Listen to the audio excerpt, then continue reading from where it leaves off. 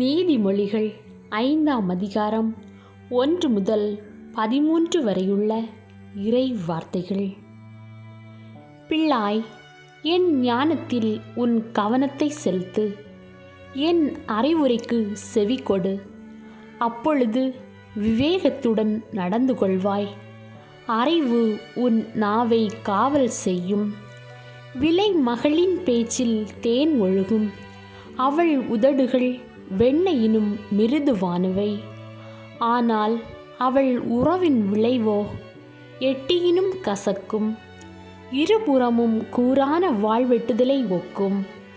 அவள் கால் சாவை நோக்கிச் செல்லும்.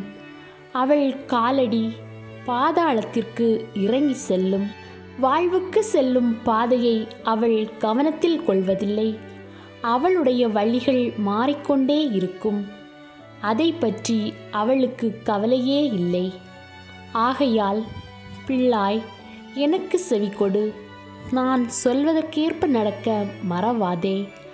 அவளிடமிருந்து நெடுந்தொலையில் இருந்து கொள். அவள் வீட்டு வாயிற்படியை மிதியாதே.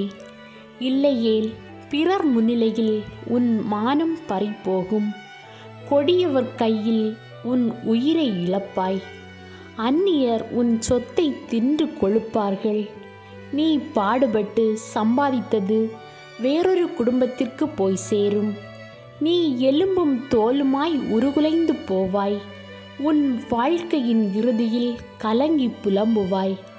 ஐயோ, அறிவுரையை நான் வெறுத்தேனே, கண்டிக்கப்படுவதை புறக்கணித்தேனே, கற்பித்தவர்களின் சொல்லை கேளாமற் போனேனே, போதித்தவர்களுக்கு செவி கொடாமல் இருந்தேனே.